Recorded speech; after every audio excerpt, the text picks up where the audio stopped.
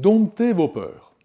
Quand vous fixez vos objectifs, nous l'avons vu, assurez-vous qu'ils soient suffisamment ambitieux. Il faut que vous vous grandissiez pour pouvoir les atteindre, qu'ils vous sortent de votre zone de confort, qu'ils vous permettent de devenir un maître dans votre domaine. Vous aurez ainsi appris de nouvelles spécialisations, élargi votre vision, construit de nouvelles relations et surmonté vos peurs. Ces objectifs vous permettent en outre de vous lever le matin avec l'ardent désir de faire des choses.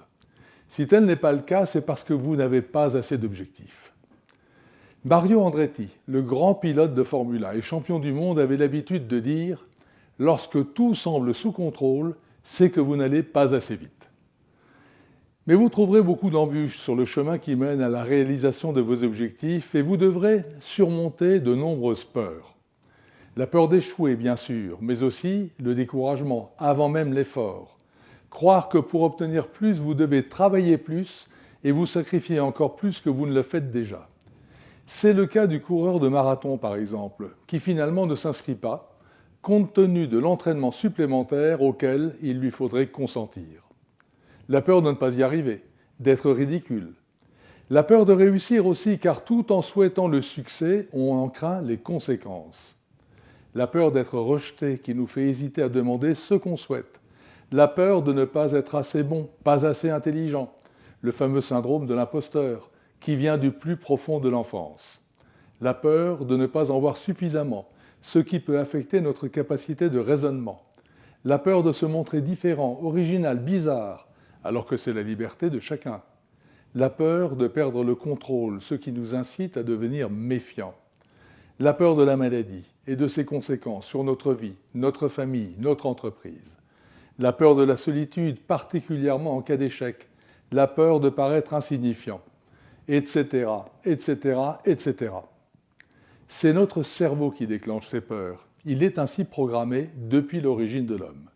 C'est ce qui l'a rendu prudent dans la préhistoire et lui a permis de survivre face aux dangers que constituaient le tigre sabre ou d'autres joyeux animaux de compagnie. Pour surmonter les peurs, servez-vous de 7 outils. Premièrement, construisez-vous une vraie capacité de prise de conscience de vos peurs, faites-en l'inventaire, familiarisez-vous avec elles afin de vous y habituer. Vous vous rendrez alors compte que ces peurs sont finalement beaucoup moins menaçantes que vous ne l'imaginiez.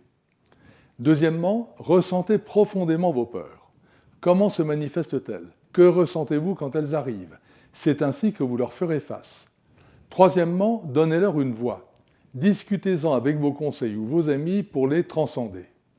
Quatrièmement, mettez-les par écrit pour mieux les définir. Plus vous serez précis, plus vite elles s'estomperont. Cinquièmement, allez au-devant d'elles. C'est en les provoquant qu'on les surmonte et qu'elles disparaissent.